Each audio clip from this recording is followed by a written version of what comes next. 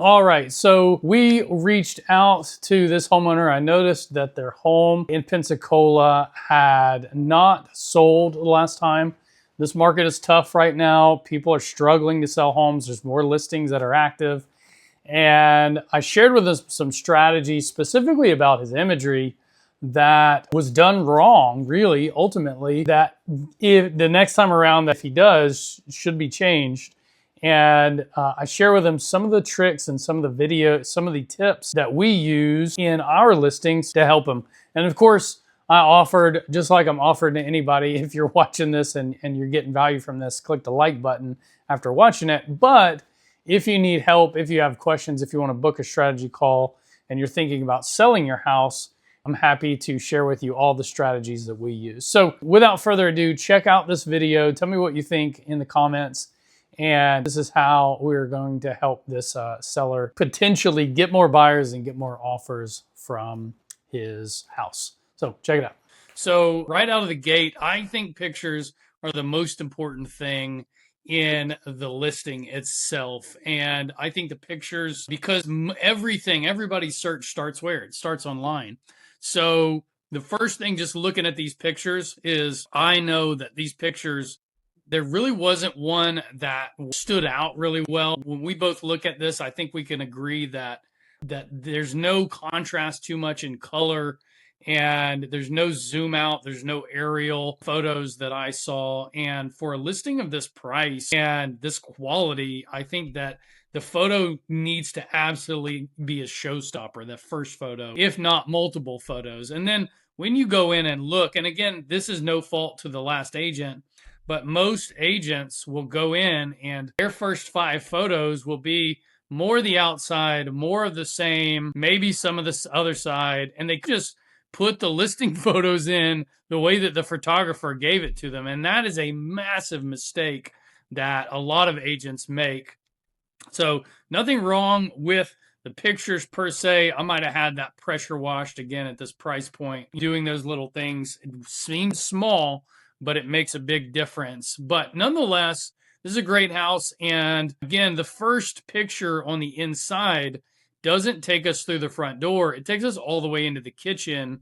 And people like that gradual walkthrough. In fact, I don't think that there was a 3D listing. There wasn't a 3D walkthrough of this. And again, at this price point, we're doing 3D walkthroughs. We're doing all the things that make Zillow listings stand out. So to speak to that, as I talk about those first 5 listings, and I'll point it out here, obviously a lot of traffic comes from Zillow. So we want to optimize imagery for Zillow. And what Zillow does is they give you your first 5, your main image, and then your other 4, they need to be showstoppers.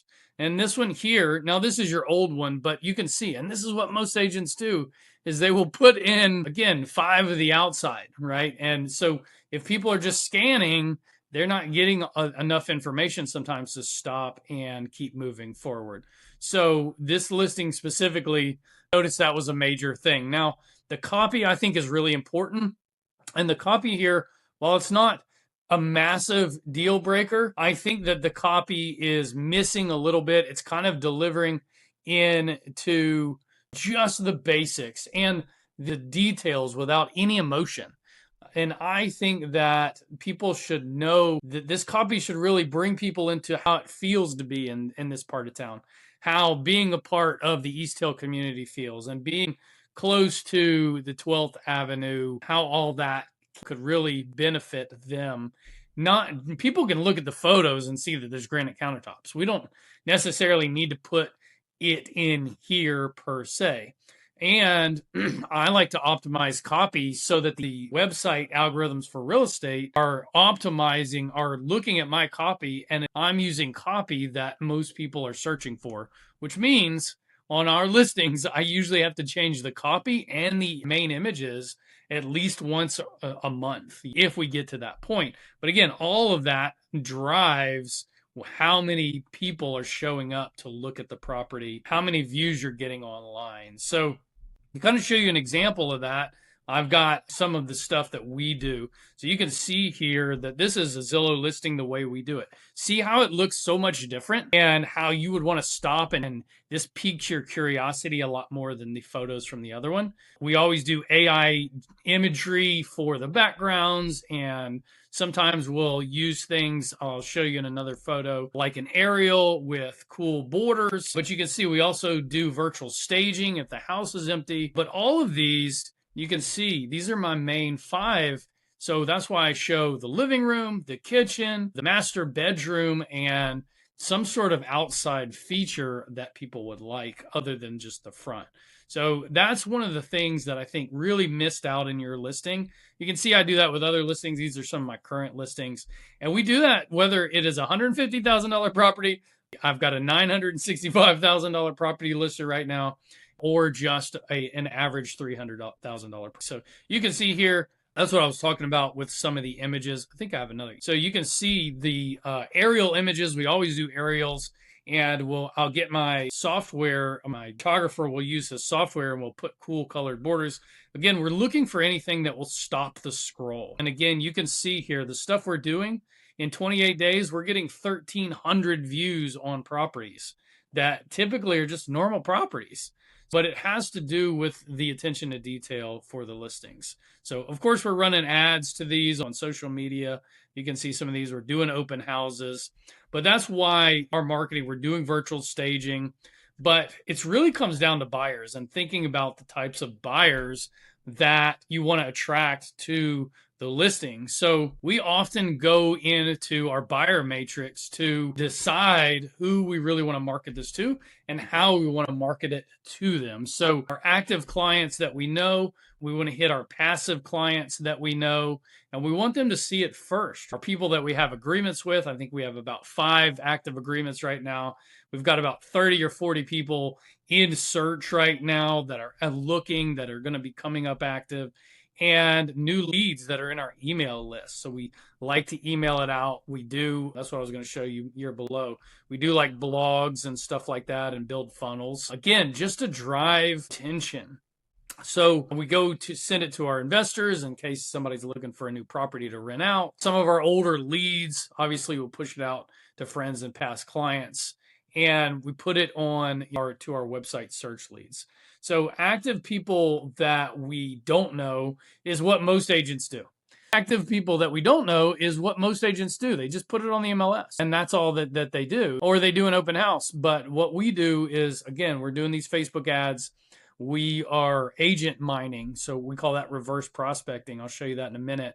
And then we're also going past and asking past clients if they know anybody. We're going doing neighborhood searches and talking with our loan officers. We love to network with other agents. So that's where I go in here and do this thing called reverse prospecting.